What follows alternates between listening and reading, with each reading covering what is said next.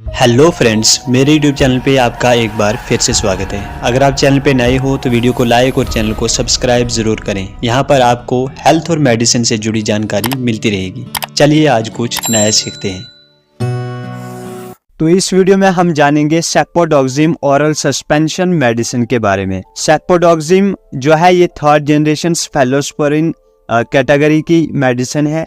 ये एक antibiotic medicine है।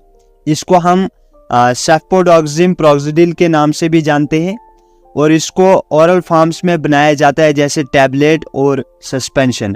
लेकिन इस वीडियो में हम जानेंगे सिर्फ सस्पेंशन के बारे में। अब जानते हैं इसके कुछ ब्रांड नेम। तो इसके जो फेमस ब्रांड नेम है जैसे Goodcef OS, Monocef OS, Zidocef OS, Switch OS, Cefoprox OS, Cefadec 100, Doxim DS, Genpod 50, Genpod CV 100। इसके अलावा ये आपकी कंट्री और स्टेट के हिसाब से आपको किसी और नाम से भी मार्केट में देखने को मिलेगी। अब जानते हैं इसकी स्ट्रेंथ के बारे में। तो जो इसके ड्रॉप्स आते हैं छोटे बच्चों के लिए वो 10 ml की स्ट्रेंथ में आते हैं, जिसमें 25 mg पर ml मेडिसिन होती है। इसके अलावा जो ड्राई सिरप आती है 30 ml और 50 ml की स्ट्रेंथ में भी आती है, जिसमें 50 mg पर 5 ml और 100 mg पर 5 ml की स्ट्रेंथ में मेडिसिन होती है। अब जानते हैं इसके यूजेस के बारे में। तो अपर रिस्पायरेटरी ट्रैक्ट इन्फेक्शन जितने भी होते हैं उनमें इसका इस्तेमाल किया जाता है। जैसे कि साइनसाइटिस की कंडीशन हो जाती है जिसमें हमारे नोज के इर्द गिर्द हमें दर्द होने लगता है, रेडनेस होती है और स्वेलिंग होती है, तो उस कंडीशन में इसका इस्तेमाल किया जाता है। टॉन्सिलाइटिस में इसका इस्तेमाल किया जाता है। टॉन्सिलाइटिस का मतलब होता है कि हमारे गले में जो हमारे टॉन्सिल्स होते हैं उनमें इन्फ्लामेशन हो जाती है, रेडनेस हो जाती है और वहाँ पर हमें दर्द होने लगता है, तो उस कंडीशन में भी इसका इस्तेमाल किया जाता है।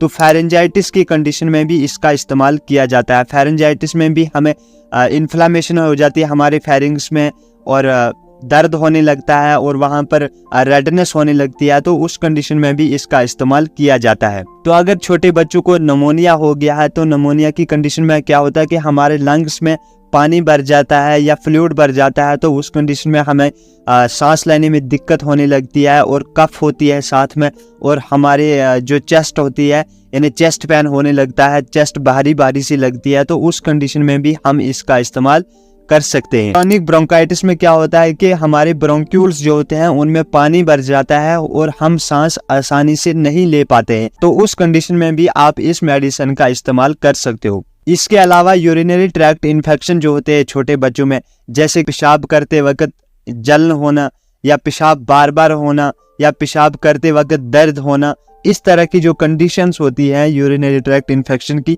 उनमें भी इसका इस्तेमाल किया जाता है। इसके अलावा फीवर अगर हो रहा है या कॉमन कोल्ड हो रहा है जो कि बैक्टीरियल इन्फेक्शन की वजह से हो रहा है, तो उस कंडीशन में भी आप इसका इस्तेमाल कर सकते हो। अगर फ्रेश इंजरी हो गई है तो जैसे वॉन्ड वगैरह जख्म वगैरह हो गए हैं, तो उस कंडीशन में भी आप इसका इस्तेमाल कर सकते हो ताकि उसमें कोई इन्फेक्शन ना हो और जल्दी उसको हील करने के लिए भी आप इसका इस्तेमाल कर सकते हो। इसके अलावा आपके बच्चे को अगर कान में इन्फेक्शन हो गया है यानी कान में पस वगैरह पड़ गई है, रेडनेस हो गई है या स्वेलिंग हो गई है, तो उस कंडीशन में भी आप इसका इस्तेमाल कर सकते हो। और साथ में अगर आई इन्फेक्शन भी हुआ है, जैसे आंखों में कोई बैक्टीरियल इन्फेक्शन हुआ है, तो उस कंडीशन में भी आप इस मेडिसिन का इस्तेमाल कर सकते हो। अब जानते हैं हम इसके डोज के बारे में, यानी कितनी मेडिसिन हम इस्तेमाल कर सकते हैं।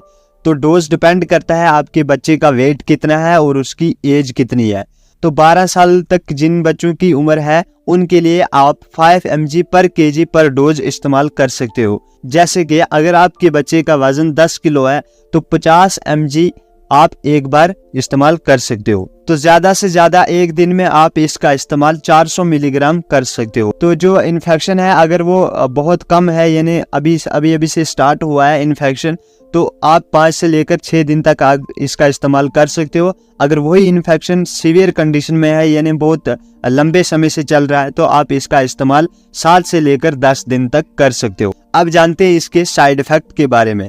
तो साइड इफेक्ट जो होते हैं ये बहुत रेयर साइड इफेक्ट होते हैं, ये किसी बंदे में देखने को मिलेंगे और किसी बंदे को ये नहीं भी हो सकते हैं। अगर इस तरह के कोई साइड इफेक्ट आपके बच्चे को देखने को मिल रहे हैं, जैसे कि डायरिया हो सकता है, नोजिया एंड वॉमिटिंग हो सकता है, स्किन रैशेस हो सकते हैं या फंगल इन्फेक्शन कोई हो सकता है। तो अगर ये इन्फेक्शन कोई सीवियर कंडीशन में गए हैं तो आप अपने डॉक्टर को ज़रूर बताएं। प्रिकॉशन की बात करें तो अगर आपके बच्चे को सेफेलोस्पोरिन कैटेगरी की मेडिसिन से अगर कोई एलर्जी है या पेनिसिलिन ग्रुप की जो मेडिसिन होती है उनसे अगर आपके बच्चे को कोई एलर्जी है तो आप अपने डॉक्टर को ज़रूर बताएं ताकि वो कोई अल्टरनेटिव मेडिसिन आपको लिख सके। ड्रग इंटरेक्शन की बात करें तो जो प्रोबेनासिड मेडिसिन होती है उनके साथ आप इसका इस्तेमाल नहीं करोगे, क्योंकि जो प्रोबेनासिड मेडिसिन है ये जो हमारी सेफोडॉक्सिन मेडिसिन है इसकी एब्जॉर्प्शन को इंक्रीज करेगी और ये टॉक्सिक इफेक्ट भी शो कर सकती है। इसके अलावा जो लूप डायूरेटिक्स मेडिसिन होती है उनके साथ भी आप इसका इस्तेमाल नहीं करोगे। अगर आप लूप डायूरेटिक्स मेडिसिन के साथ इसका इस्तेमाल करोगे तो जो किडनी डैमेज की रिस्क होती है वो इंक्रीज हो सकती है। इसके अलावा एंटा एसिड जो मेडिसिन होती है उनके साथ भी आप इसका इस्तेमाल नहीं करोगे, क्योंकि जो एंटा एसिड मेडिसिन है ये सेफोडॉक्सिन मेडिसिन की एब्जॉर्प्शन को रोकती है। तो फ्रेंड्स, ये थी सेफोडॉक्सिन मेडिसिन के बारे में एक छोटी सी जानकारी। अगर आपको वीडियो अच्छी लगी है तो वीडियो को लाइक और चैनल को सब्सक्राइब जरूर करें। Thanks for watching.